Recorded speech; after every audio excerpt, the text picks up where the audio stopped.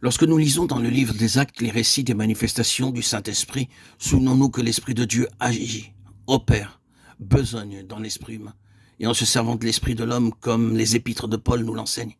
Le jour de la Pentecôte, 120 disciples, hommes et femmes, furent remplis de l'Esprit de Dieu en leur esprit. Leurs langues sont déliées et ils annoncent eux-mêmes, en tant qu'individualité intelligente, les œuvres merveilleuses de Dieu, selon que l'Esprit les faisait parler, c'est-à-dire les fortifier pour parler. Rien dans ce récit nous permet de supposer que les disciples devinrent des automates, des machines à parler et que l'Esprit lui-même parlait à leur place. Mais leur esprit était rempli de l'Esprit de Dieu et inspiré par lui. Ils eurent une claire vision de ce qu'il fallait dire, en même temps qu'une parfaite liberté d'expression pour raconter les choses merveilleuses de Dieu, selon qu'ils étaient conduits.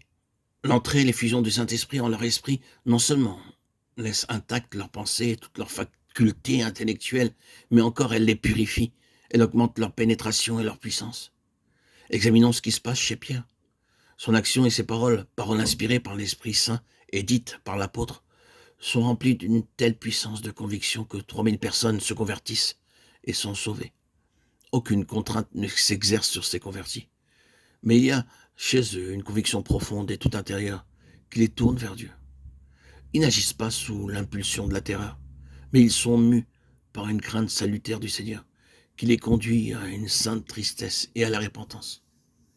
C'est donc sur l'Esprit que le Saint-Esprit descend. Acte 2,15. Il le pénètre de puissance et de lumière. Il l'élève et l'unit à l'Esprit du Seigneur, glorifié. En même temps, l'enfant de Dieu est fait un même esprit avec les membres du corps mystique de Christ, avec tous ceux qui, comme lui, sont unis au chef, le Seigneur. Tous ceux dont l'esprit est affranchi et revêtu s'abreuvent un même esprit, le Saint-Esprit, 1 Corinthiens 12,13. Celui-ci, d'après la capacité d'esprit de chacun, distribue à tous ses dons, pour que tous puissent rendre un témoignage vivant et efficace à la tête ressuscitée. Il donne à chacun en particulier ses dons comme il lui plaît. 1 Corinthiens 12, 4, 11. Les termes mêmes qu'emploie l'apôtre Pierre le jour de la Pentecôte nous révèlent un Christ glorifié. Il nous montre le Seigneur dans des demeures célestes. Et c'est là tout l'oppose d'une présence intérieure, d'un Christ qui demeurerait dans l'homme. La façon dont s'exprime l'apôtre a donc pour nous chrétiens de ce XXIe siècle une valeur unique, capitale. Elle jette la lumière sur les expériences actuelles des chrétiens de notre époque lors de la réception de ce baptême.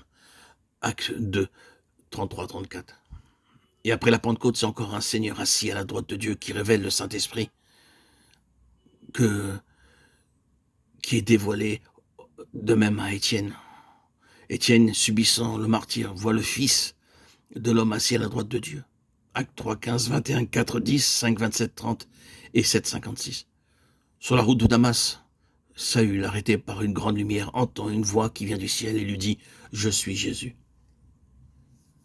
Le Saint-Esprit remplit l'esprit de l'homme et lui communique l'esprit même de Jésus. Il le fait même esprit avec l'esprit du Seigneur glorifié. Il lui communique la vie et la nature de Christ pour l'édification de la créature nouvelle, recréée en la ressemblance du Seigneur. Romains 8, 29, Hébreux 11, 2, 13.